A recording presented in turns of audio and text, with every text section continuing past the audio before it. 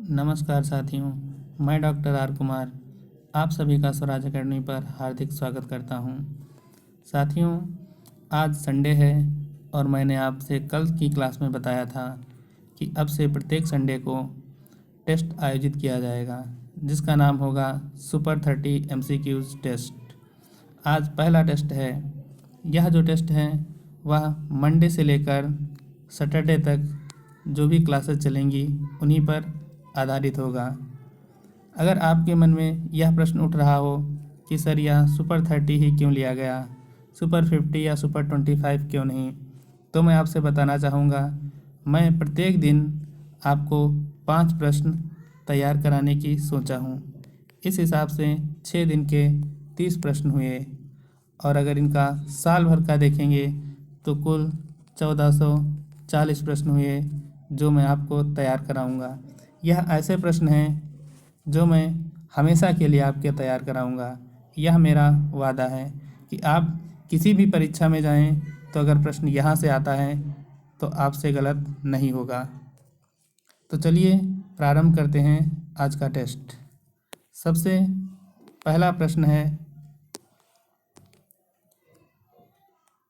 भारत का पूर्वी पश्चिमी तथा दक्षिणी भारत का पूर्वी पश्चिमी तथा उत्तरी दक्षिणी विस्तार क्रमशः कितना है। आपको यह बताना है इस प्रश्न में कि पूर्व से पश्चिम तक तथा उत्तर से दक्षिण तक भारत का जो विस्तार है वह कितने किलोमीटर तक है। पहला ऑप्शन है 2932 किलोमीटर और 3314 किलोमीटर। बी ऑप्शन है 2833 किलोमीटर और 3214 किलोमीटर। तीसरा ऑप्शन है 2933 किलोमीटर और 3215 किलोमीटर तथा डी ऑप्शन है 2933 किलोमीटर तथा 3214 किलोमीटर। तो आपने अपना आंसर सोच लिया होगा। चलिए हम बताते हैं इसका सही जवाब। इसका सही उत्तर है ऑप्शन डी, 2933 किलोमीटर से 3214 किलोमीटर। यह आपको क्लास में पढ़ाया गया था। अगला क्वेश्चन है, भारत का अक्षांशीय विस्तार कितना है। आपको सिर्फ अक्षांशीय विस्तार बताना है इसमें। ए ऑप्शन है 68 डिग्री 7 मिनट से लेकर 97 डिग्री 25 मिनट पूर्वी देशांतर। बी ऑप्शन है 8 डिग्री 4 मिनट से लेकर 37 डिग्री 8 मिनट उत्तरी देशांतर। और सी ऑप्शन है 8 डिग्री 4 मिनट से लेकर 37 डिग्री 6 मिनट उत्तरी अक्षांश रेखा। और डी ऑप्शन है 8 डिग्री 4 मिनट से लेकर 37 डिग्री 6 मिनट दक्षिणी अक्षांश रेखा। तो आपने सोच लिया होगा कि आपका जवाब कौन सा है। तो बताता हूँ सही जवाब। इसका सही जवाब है सी ऑप्शन। साथियों, जब मैंने आपको बताया था भारत का ग्लोब के रेफरेंस में, पृथ्वी के ग्लोब के रेफरेंस में अवस्थिति क्या है, तो मैंने बताई थी यह है हमारी पृथ्वी। और पृथ्वी को अगर 2 भागों में बांट दिया जाए तो इधर समझिए, यह है हमारी पृथ्वी और पृथ्वी को अगर 2 भागों में बांट दिया जाए तो यह है उत्तरी गोलार्ध और नीचे वाला है दक्षिणी गोलार्ध। अब भारत का संबंध दक्षिणी गोलार्ध से नहीं है, यह बात मैंने बताई थी आपसे। यहाँ पर देखिए 8 डिग्री 4 मिनट है, यहाँ भी 8 डिग्री 4 मिनट है। डिजिट सारी सेम है लेकिन उत्तरी एवं दक्षिणी अक्षांश का अंतर है, इसलिए डी ऑप्शन अगर किसी ने लगाया है तो उसका गलत हो गया। साथ ही आप यह भी जान लीजिए कि यह है पूर्वी गोलार्ध और यह है पश्चिमी गोलार्ध। यहाँ पर पश्चिमी गोलार्ध से भारत की स्थिति का कोई संबंध नहीं है। फिर पूर्वी गोलार्ध में भी इस वाले गोलार्ध से कोई संबंध नहीं है। अगर भारत को देखा जाए तो यह उत्तर में पूर्वी गोलार्ध है, मतलब कि उत्तर पूर्वी गोलार्ध में भारत अवस्थित है। इसके बारे में मैंने क्लास में भी विस्तार से आपको बताया था। अब अगर देखा जाए भारत की सही स्थिति तो यहाँ पर मैंने बताया था आपको कि 8 डिग्री 4 मिनट से लेकर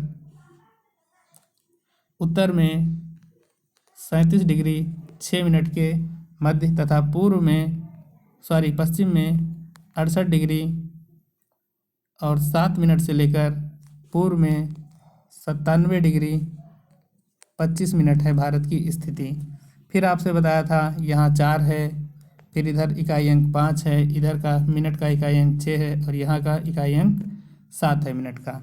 साथ ही हमने बताया था कि उसके बाद अगर अक्षांश का देखेंगे, डिग्री का देखेंगे, तो इधर की 2 डिग्री बराबर है। पश्चिमी एवं दक्षिणी, पूर्वी एवं उत्तरी का जो इकाई अंक है डिग्री का वह भी सेम है। उसके बाद मैंने आपको 3 का पहाड़ा बताया था, जिसमें 3 एकम 3, 3 दूनी 6 और 3 तियाँ 9। यहाँ पर कोई अंक बचा नहीं, इसलिए यहाँ पहाड़ा लागू नहीं होता है। ठीक है, 3 दूनी 6 तियाँ 9। अगले प्रश्न पे चलते हैं। अगला प्रश्न है, क्षेत्रफल की दृष्टि से भारत के घटते राज्य क्या हैं? मतलब बढ़ते हुए क्षेत्रफल से छोटे हुए क्षेत्रफल की ओर बताना है आपको। पहला है ऑप्शन राजस्थान, मध्य प्रदेश, जम्मू कश्मीर, उत्तर प्रदेश। दूसरा ऑप्शन है मध्य प्रदेश, राजस्थान, उत्तर प्रदेश, गुजरात।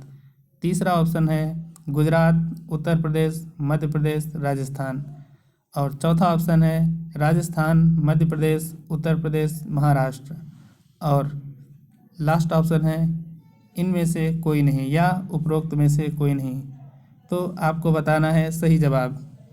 तो चलिए, आपने सोच लिया होगा अपना सही जवाब। अब आते हैं इसके सही जवाब पर। तो सही जवाब है इनमें से कोई नहीं, क्योंकि साथियों भारत का जो सबसे बड़ा राज्य है वह राजस्थान है। राजस्थान के बाद आपका मध्य प्रदेश है, मध्य प्रदेश के बाद आपका महाराष्ट्र है और महाराष्ट्र के बाद आपका यूपी है और यूपी के बाद आपका गुजरात है। गुजरात से पहले यहाँ पर जम्मू एवं कश्मीर था, लेकिन 31 अक्टूबर को जम्मू कश्मीर को विभाजित करके 2 भागों में विभाजित कर दिया गया। पहला जम्मू एवं कश्मीर केंद्र शासित प्रदेश और दूसरा लद्दाख। तो तब से हमारा गुजरात आ गया 5वें नंबर पर, उससे पहले आपका जम्मू कश्मीर था। चलिए बढ़ते हैं नेक्स्ट प्रश्न की ओर। अगला प्रश्न है, निम्नलिखित में से किन राज्यों में से कर्क रेखा गुजरती है? आपको यह बताना है। तो कर्क रेखा, पहला ऑप्शन है गुजरात, छत्तीसगढ़, उड़ीसा, झारखंड। दूसरा ऑप्शन है राजस्थान, मध्य प्रदेश, बिहार, त्रिपुरा। तीसरा ऑप्शन जो है झारखंड, पश्चिम बंगाल, त्रिपुरा, मिजोरम। और लास्ट ऑप्शन है मध्य प्रदेश, उड़ीसा, त्रिपुरा, गुजरात। तो आपने अपना आंसर सोच लिया होगा, तो चलिए बताते हैं इसका सही आंसर। इसका जो सही आंसर है वह है सी ऑप्शन, झारखंड, पश्चिम बंगाल, त्रिपुरा, मिजोरम। साथियों मैंने बताया था आपसे कि जो कर्क रेखा है वह उड़ीसा तथा बिहार से नहीं गुजरती है। इसके अतिरिक्त मध्य प्रदेश, उड़ीसा, त्रिपुरा एवं गुजरात।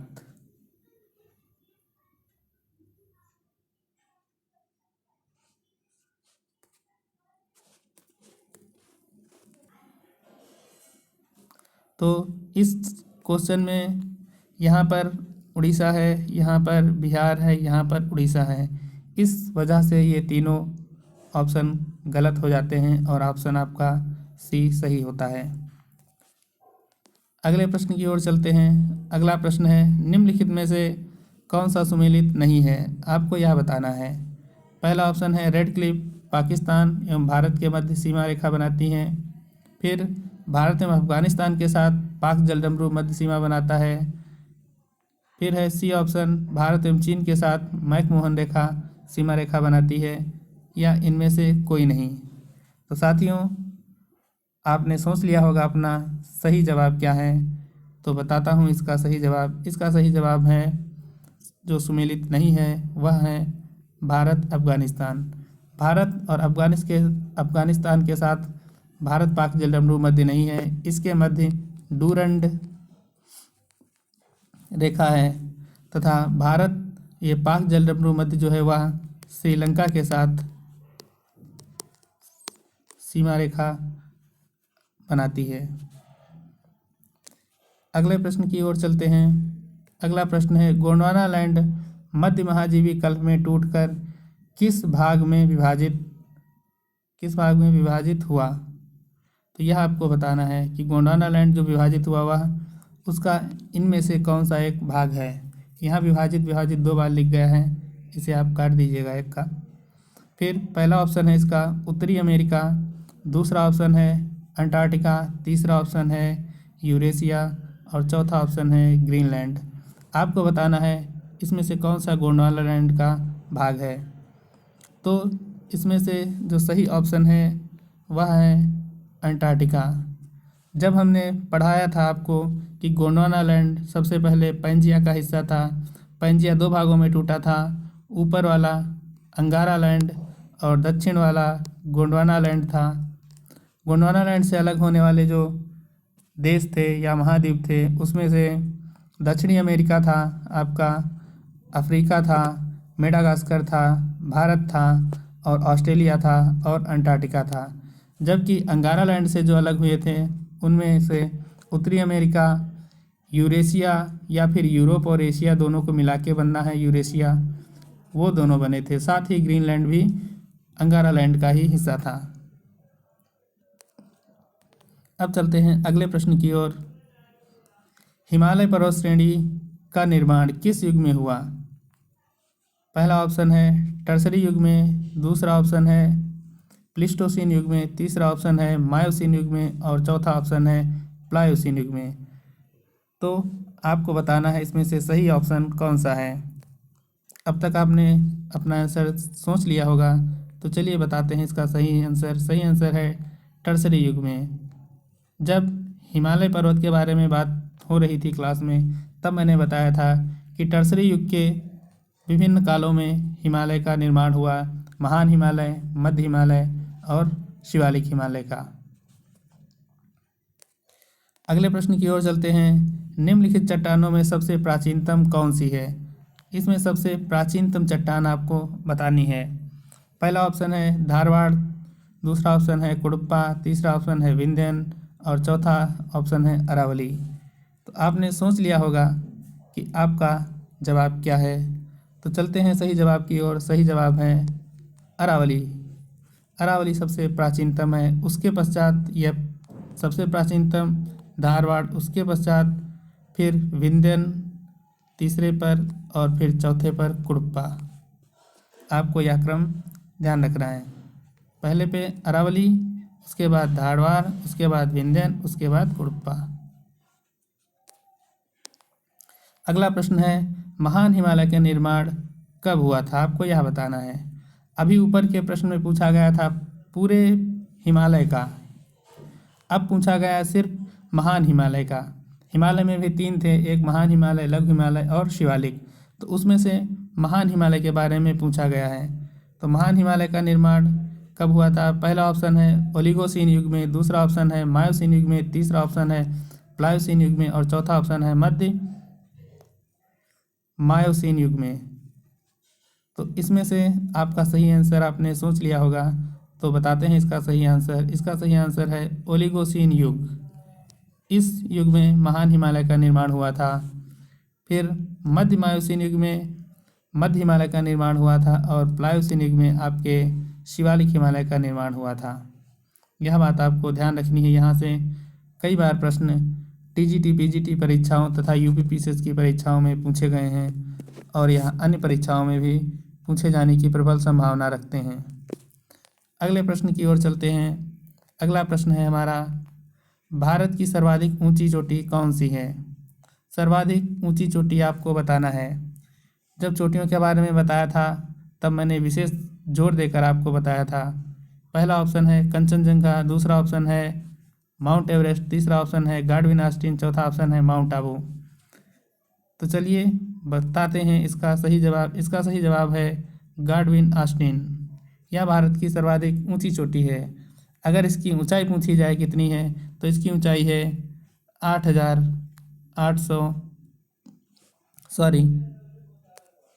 इसकी ऊंचाई है 8,611 मीटर।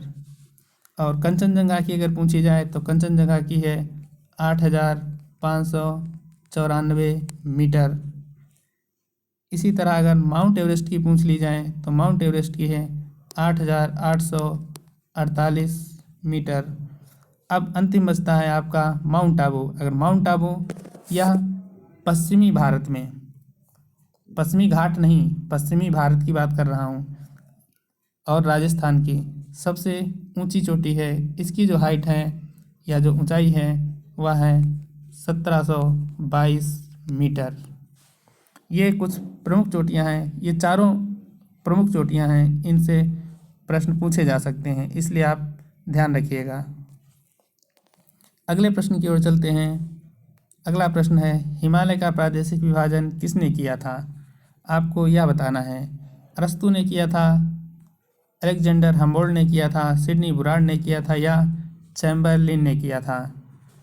तो आपने सोच लिया होगा अपना आंसर। तो इसका सही जवाब है सिडनी बुराड।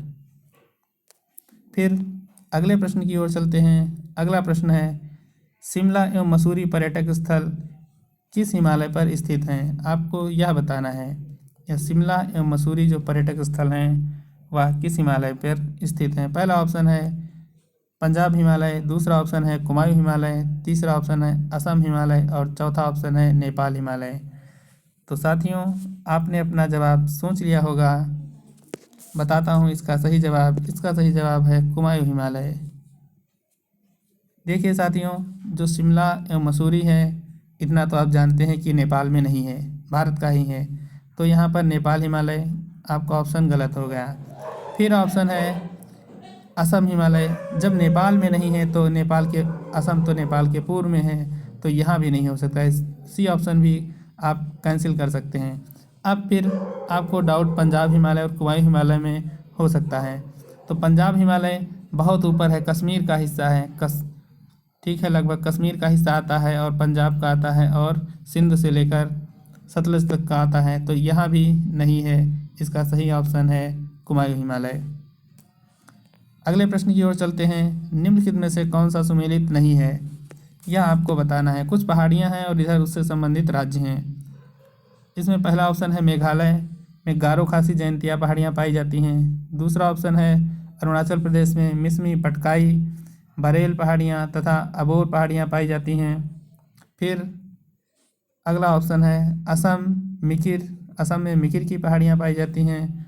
और अंतिम डी ऑप्शन है लुसाई पहाड़ियाँ, जो मिजोरम में पाई जाती हैं। यह ऑप्शन में, इस ऑप्शन में से कौन सा सही नहीं है, सुमेलित नहीं है, यह बताना है आपको। तो आपने सोच लिया होगा अपना आंसर। बताते हैं इसका सही आंसर क्या है। इसका सही आंसर है अरुणाचल प्रदेश। जी हाँ साथियों, अरुणाचल प्रदेश में मिसमी की पहाड़ियाँ पाई जाती हैं, पटकाई की पहाड़ियाँ पाई जाती हैं, अबोर की पहाड़ियाँ पाई जाती हैं, लेकिन बरेल की पहाड़ियाँ नहीं पाई जाती हैं। बरेल की पहाड़ियाँ आपके असम में पाई जाती हैं। मिजोरम में लुसाई की पहाड़ियाँ पाई जाती हैं। चलते हैं अगले क्वेश्चन की ओर। अगला क्वेश्चन है, निम्नलिखित में से धौलाधर किसका हिस्सा है? यह धौलाधर के बारे में पूछा गया है। शिवालिक हिमालय का हिस्सा है, लघु हिमालय का हिस्सा है, या फिर ट्रांस हिमालय का हिस्सा है, या फिर महान हिमालय का हिस्सा है? जब हिमालय पर्वत के बारे में बात की गई थी, उसकी उत्पत्ति की, तब मैंने बताया था। तो आपने सोच लिया होगा अपना सही आंसर। इसका सही आंसर है लघु हिमालय। जी हाँ साथियों, यहाँ पर देखिए, सबसे पहले मैंने बताया था यह काराकोरम की पर्वत श्रेणी है। काराकोरम का ही दक्षिण पूर्वी विस्तार आपका कैलाश पर्वत श्रेणी है। इसके नीचे आपकी लद्दाख श्रेणी है। लद्दाख श्रेणी के नीचे जास्कर है। जास्कर के नीचे आपकी पीर पंजाल है, और पीर पंजाल के नीचे आपकी धौलाधर श्रेणी है। तो धौलाधर श्रेणी किसका हिस्सा है? वह लघु हिमालय का हिस्सा है। आपको यह ध्यान रखनी है। ये जो 5 चोटियां हैं, पहली काराकोरम, दूसरी लद्दाख, तीसरी जास्कर, चौथी पीर पंजाल, और 5वीं धौलाधर, और छठी कैलाश, यह बहुत ही महत्वपूर्ण है। अगर हिमालय से कोई प्रश्न बनता है तो यहाँ से प्रश्न बनने की प्रबल संभावना रहती है, या इसके बाद यहाँ से नहीं प्रश्न बनता है तो इसकी चोटियों से या फिर इससे निकलने वाली सिंध की सहायक नदियों से प्रश्न बनते हैं। तो आप इसे, इन तीनों चीज़ों को अच्छे से तैयार कर लीजिए। फिर अगले प्रश्न की ओर चलते हैं। निम्नलिखित में से पूर्व से पश्चिम की ओर सही क्रम क्या है? आपको यह बताना है कि इस तरफ पूर्व से लेकर पश्चिम की ओर सही क्रम क्या है। पहला ऑप्शन है कंचनजंगा, मकालू, अन्नपूर्णा, माउंट एवरेस्ट। दूसरा ऑप्शन है कंचनजंगा, नामचा बरवा, धौलाधर, नंगा पर्वत। तीसरा ऑप्शन है नामचा बरवा, मकालू, नंदा देवी और नंगा पर्वत। और अंतिम ऑप्शन है मकालू, माउंट एवरेस्ट, धौलाधर और गाडविन ऑस्टिन। तो साथियों, सबसे पहले आप तो यह जान लीजिए कि सबसे पूर्व में कौन सा पर्वत है। अब तक आपने सही ऑप्शन सोच लिया होगा अपने मन में, तो बताते हैं इसका सही ऑप्शन क्या है। इसका सही ऑप्शन है सी ऑप्शन, नामचा बरवा, फिर मकालू, फिर नंदा देवी, फिर नंगा पर्वत।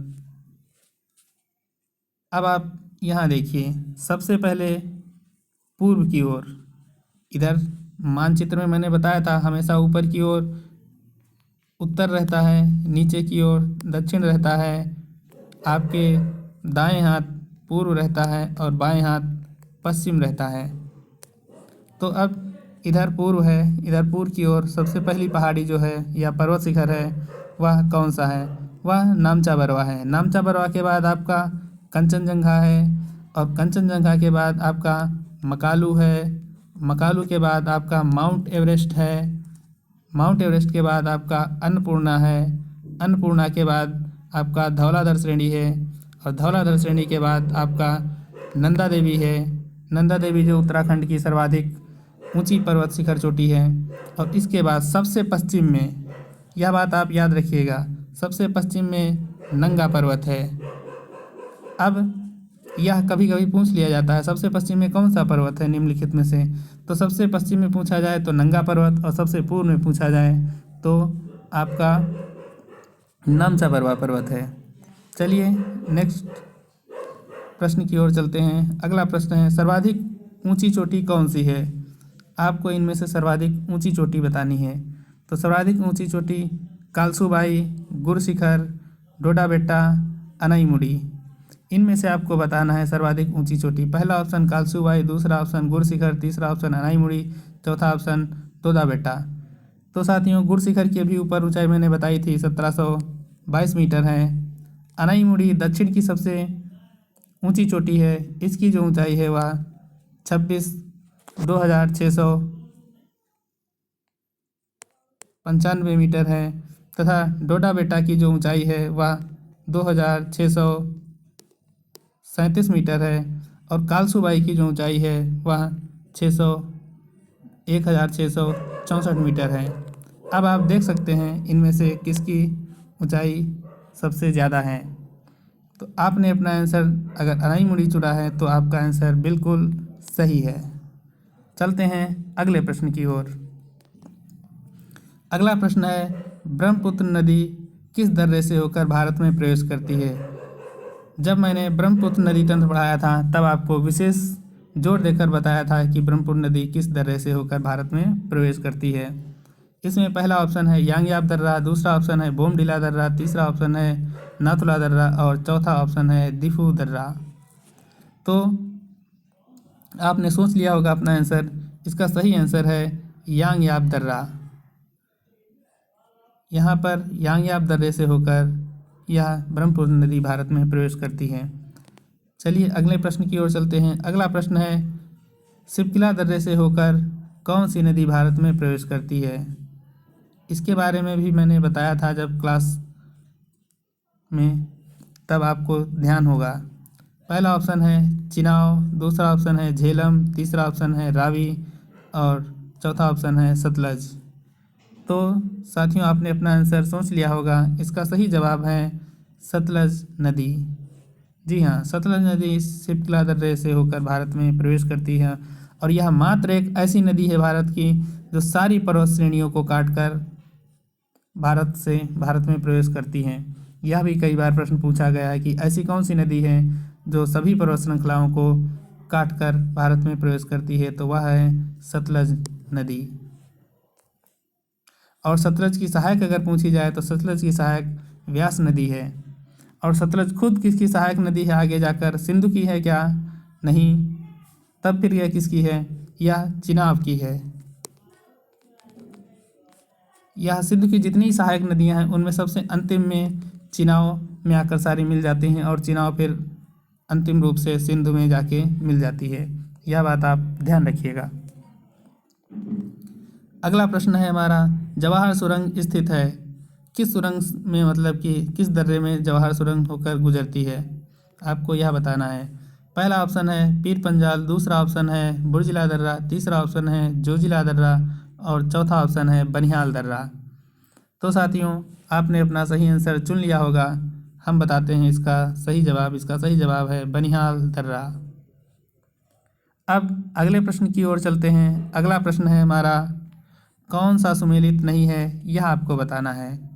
Punjab Himalaya 5600 kilometre, Assam Himalaya 720 kilometre, sorry ये 560 है, ये एक डिजिट, एक जीरो हटा दीजिएगा आप। 560 Punjab Himalaya 560 kilometre, Assam Himalaya 720 kilometre, Nepal Himalaya 700 kilometre और कुमायूं हिमालय 320 किलोमीटर। तो साथियों, आप अपना आंसर सोच चुके होंगे अब तक। इसका सही जवाब है, कौन सा सुमेलित नहीं है, वह है नेपाल हिमालय। देखिए, जब मैंने आपको नेपाल हिमालय का प्रादेशिक विभाजन पढ़ाया था तब आपसे बताया था कि सबसे पहले पंजाब हिमालय है सिंध से लेकर सतलज तक, फिर सतलज से लेकर काली तक आपका कुमायूं हिमालय है और काली से लेकर तीस्ता तक आपका नेपाल हिमालय है और तीस्ता से लेकर ब्रह्मपुत्र घाटी तक आपका असम हिमालय है। इसमें सबसे बड़ा, सबसे लंबा, ये बात भी मैंने आपको बताई थी, सबसे लंबा नेपाल हिमालय है। नेपाल हिमालय जो सबसे लंबा है, असम हिमालय उसके बाद है, फिर पंजाब हिमालय है उससे छोटा और सबसे छोटा आपका कुमायूं हिमालय है। तो यहाँ पर देखिए ऑप्शन में पंजाब हिमालय जो नेपाल हिमालय बताया गया है या 700 बताया गया है, जबकि असम हिमालय 720 है। तो इसका मतलब नेपाल हिमालय जो सबसे बड़ा है तो यह 720 से ज़्यादा होना चाहिए था, लेकिन यहाँ पर 720 से कम है, तो इसलिए यह ऑप्शन सुमेलित नहीं है। यह है बेसिक कॉन्सेप्ट जो आपको पता होना चाहिए, कौन सा सबसे लंबा है।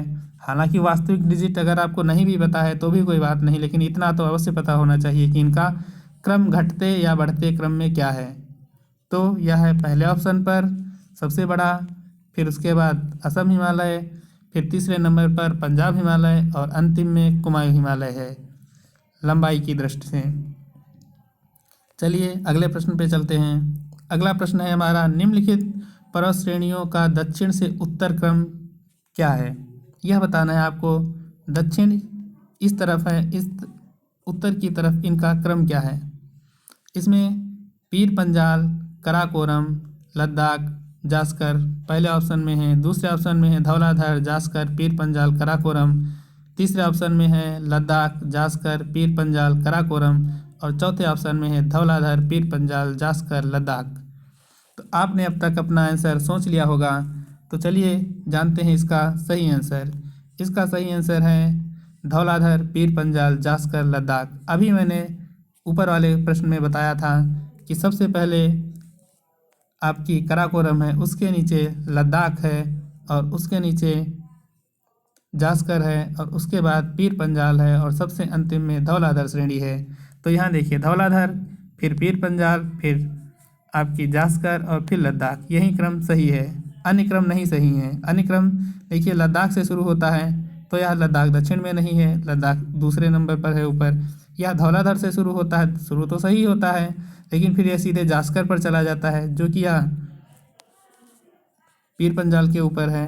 फिर यह पीर पंजाल से शुरू होता है, लेकिन जबकि यह धौलाधर से शुरू होना चाहिए था, इसलिए आपका सही ऑप्शन जो है वह डी ऑप्शन है।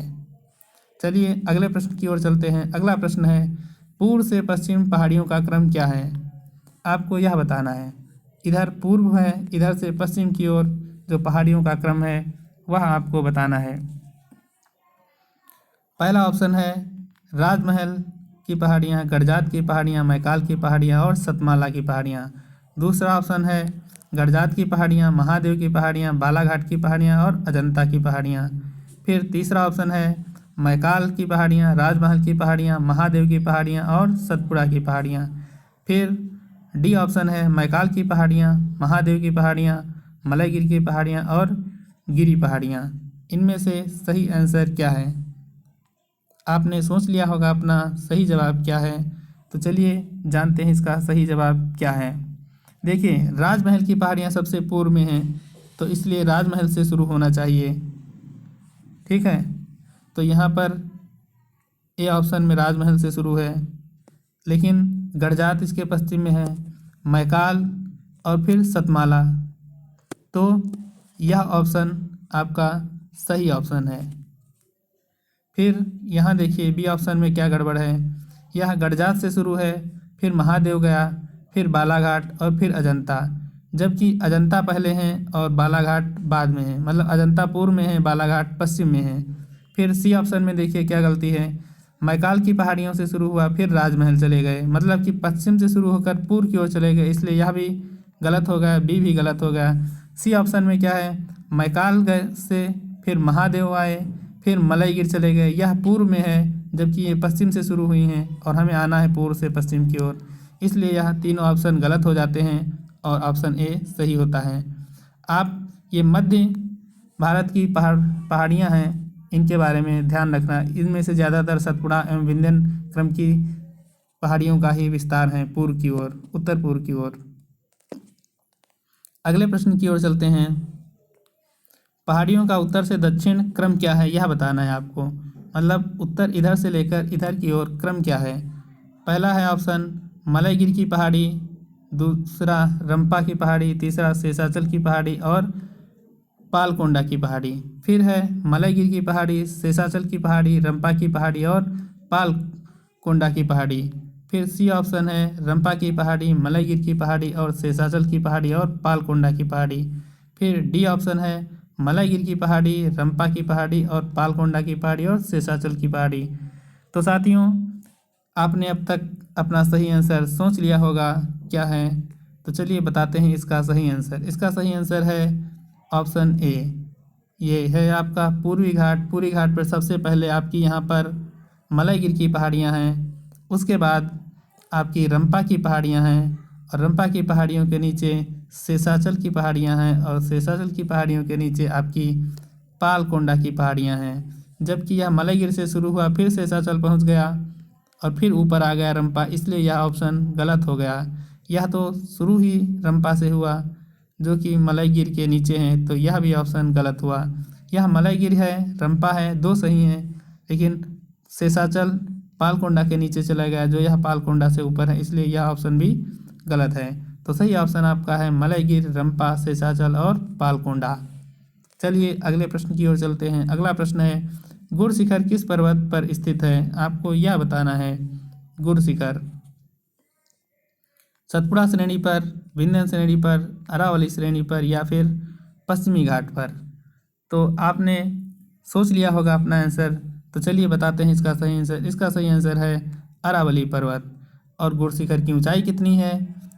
गुड़ शिखर की ऊंचाई है 1722 मीटर।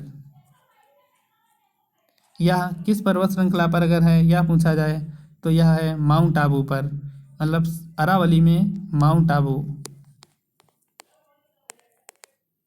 यह तीनों ऑप्शन कई प्रतियोगी परीक्षाओं में पूछे गए हैं। फिर अगला है क्वेश्चन हमारा जो वह है निम्नलिखित में से निम्नलिखित को सुमेलित कीजिए। यह आपको सुमेलित करना है। इसमें से बालाघाट सॉरी मालाबार घाट जो है वह केरल के तट पे है। बी ऑप्शन है कोंकण जो है वह उड़ीसा के तट पे है। सी ऑप्शन कोरोमंडल तट है वह गुजरात के तट पर है। डी ऑप्शन उत्तरी सरकार जो है वह तमिलनाडु के तट पर है। यह थोड़ा प्रश्न घुमा के हो गया, इसमें होना चाहिए था निम्नलिखित से कौन सा सुमेलित है, कीजिए नहीं, सुमेलित करना नहीं है इसमें, क्योंकि सुमेलित करना होता तो इसमें ABCD और ऑप्शन दिए रहते। इसमें पूछा जाना है कौन सा सुमेलित है, तो इसमें कौन सा सुमेलित है आपको यह बताना है। तो आप अब तक सोच चुके होंगे इसमें से कौन सा सुमेलित है। तो इसमें से सिर्फ एक सुमेलित है, वह है मालाबार तट जो केरल के तट पे है। बाकी कोंकण तट आपका गुजरात में है और कोरोमंडल तट आपका तमिलनाडु में है और उत्तरी सरकार आपका उड़ीसा में है। तो चलिए चलते हैं अगले क्वेश्चन की ओर। अगला क्वेश्चन है, निम्नलिखित में कौन सा सुमेलित नहीं है। इसमें से कोई एक ऐसा है जो सुमेलित नहीं है। पहला, अरावली अवशिष्ट पर्वत, सतपुड़ा ब्लॉक पर्वत, नीलगिरी ब्लॉक पर्वत और पश्चिमी घाट वलित पर्वत। इनमें से एक कौन सा है जो सुमेलित नहीं है। आपने अपना आंसर सोच लिया होगा, तो बताते हैं इसका सही जवाब क्या है। इसका सही जवाब है पश्चिमी घाट। यह वलित पर्वत नहीं है, यह एक कगार है। फिर अगला प्रश्न है, मेघालय का पठार किसका हिस्सा है। पहला ऑप्शन हिमालय पर्वत का हिस्सा है, दूसरा ऑप्शन अराकानयोमा पर्वत का हिस्सा है, तीसरा ऑप्शन प्रायद्वीपीय पठार का हिस्सा है और चौथा ऑप्शन राजमहल की पहाड़ियों का उत्तर पूर्वी विस्तार है। तो आपको यह बताना है। इनमें से अगर सही आंसर देखा जाए तो आपने सोच लिया होगा अपना। बताते हैं इसका सही आंसर। इसका सही आंसर है राजमहल पहाड़ियों का उत्तर पूर्वी विस्तार हैं। राजमहल पहाड़ियाँ प्रायद्वीपीय पठार का ही हिस्सा हैं। अगर इसमें प्रायद्वीपीय पठार नहीं होता तो प्रायद्वीपीय पठार है। अगर इसमें राजमहल पहाड़ियों का उत्तर पूर्वी विस्तार, राजमहल की पहाड़ियों यह नहीं दिया होता तो फिर प्रायद्वीपीय पठार होता इसका आंसर। लेकिन क्योंकि यह दिया हुआ है इसलिए सही जवाब है आपका राजमहल की पहाड़ियों का उत्तर पूर्वी विस्तार। चलिए अगले क्वेश्चन की ओर चलते हैं। अगला क्वेश्चन है, निम्नलिखित में से कौन छोटा नागपुर पठार का हिस्सा नहीं है। पहला ऑप्शन रांची का पठार, दूसरा ऑप्शन मेघालय का पठार, तीसरा ऑप्शन हजारीबाग का पठार और चौथा ऑप्शन इनमें से कोई नहीं। आपको बताना है छोटा नागपुर पठार का हिस्सा कौन सा नहीं है। तो चलिए आपने सोच लिया होगा अपना सही आंसर। तो इसका सही जवाब है मेघालय का पठार। मेघालय का पठार छोटा नागपुर पठार का हिस्सा नहीं है, जबकि रांची का पठार और हजारीबाग का पठार इसके उत्तर में है और रांची का पठार इसके दक्षिण में है छोटा नागपुर पठार के। चलिए अगले प्रश्न की ओर चलते हैं। अगला प्रश्न है, निम्नलिखित में से सही सुमेलित नहीं है। एक कोई ऐसा है जो सही सुमेलित नहीं है। इसमें पहला ऑप्शन है अरावली पर्वत गुरशिखर, फिर दूसरा ऑप्शन है विंध्याचल पंचमढ़ी, तीसरा ऑप्शन है सतपुड़ा धूपगढ़ और चौथा ऑप्शन है अन्नामलाई अनाईमुड़ी। तो साथियों इसमें जो सही सुमेलित नहीं है वह है विंध्याचल पंचमढ़ी। जो पंचमढ़ी है वह सतपुड़ा पहाड़ियों पर स्थित है, एक बहुत ही अच्छा पर्यटक स्थल है। अंतिम क्वेश्चन जो है वह है, निम्नलिखित में से सर्वाधिक लंबी तटरेखा किसकी है। आपको सर्वाधिक लंबी तटरेखा बतानी है, विशेष ध्यान रखिएगा। पहला ऑप्शन है आंध्र प्रदेश, दूसरा ऑप्शन है अंडमान निकोबार, तीसरा ऑप्शन है गुजरात और चौथा ऑप्शन है केरल। तो आप में से सब ने सोच लिया होगा कि आपने क्या जवाब टिक किया है। तो चलिए बताते हैं इसका सही जवाब। इसका सही जवाब है अंडमान एंड निकोबार द्वीप समूह। जी हाँ साथियों, अगर राज्यों में पूछा जाए तो गुजरात है, लेकिन अगर राज्य और केंद्र शासित प्रदेशों में पूछा जाए तो आपका अंडमान एंड निकोबार द्वीप है। तो साथियों यह था आज का सुपर 30 MCQ टेस्ट। अगर आपने इस टेस्ट में से 30 टेस्ट प्रश्नों में से अगर आपने 25 या 25 से ज़्यादा सही किए हैं तो आपकी तैयारी बहुत अच्छी चल रही है। अगर आपने 20 से 25 के बीच सही किए हैं तो आपकी तैयारी मध्यम स्तर की है, मतलब अभी इसमें और सुधार की आवश्यकता है। अगर आपने 20 से भी कम प्रश्न सही किए हैं तो फिर आप पर सबसे ज़्यादा सुधार की आवश्यकता है। इसलिए आप अपने तैयारी के स्तर का पता लगा सकते हैं इस टेस्ट को देकर। साथियों अगर आप इस टेस्ट की PDF फाइल चाहते हैं तो आप हमारे टेलीग्राम लिंक को ज्वाइन कर लीजिए, टेलीग्राम चैनल को ज्वाइन कर लीजिए और वहाँ पर यह PDF फाइल आपको आज शाम को या दोपहर में मिल जाएगी। अब टेलीग्राम का लिंक ज्वाइन करने के लिए आप हमारे जिस चैनल पर हमें क्लास होती है उसी के लोगो पे क्लिक करेंगे। लोगो पर क्लिक करने के बाद आपके पास हमारा जो चैनल है उसका होम पेज आ जाएगा। और होम पेज के ऊपर कई सारे ऑप्शन दिए रहते हैं कि वीडियो के दिए रहते हैं, प्लेलिस्ट के दिए रहते हैं। इसी में अंतिम इधर किनारे एक दिया रहता है अबाउट का ऑप्शन। इस पर क्लिक करेंगे तो आपको नीचे हमारे टेलीग्राम और फेसबुक का लिंक अवेलेबल होगा। वहाँ पर आप टेलीग्राम पे जाके ज्वाइन हो सकते हैं। और अगर आपको कोई दिक्कत आती है तो आप हमें कमेंट कीजिए, हम बताएंगे आपको। और साथियों, आपसे एक निवेदन है, वह निवेदन यह है कि आप में से ईमानदारी से जितने लोगों ने जो भी स्कोर किया है वह कमेंट करके अवश्य बताएं हमें। इससे हमें लगेगा कि हमने जो पढ़ाया है आपको और आपने जो समझा है हमें वह कहाँ तक सार्थक है, ताकि हम इसमें और कुछ सुधार कर सकें, आपको कुछ बेहतर दे सकें।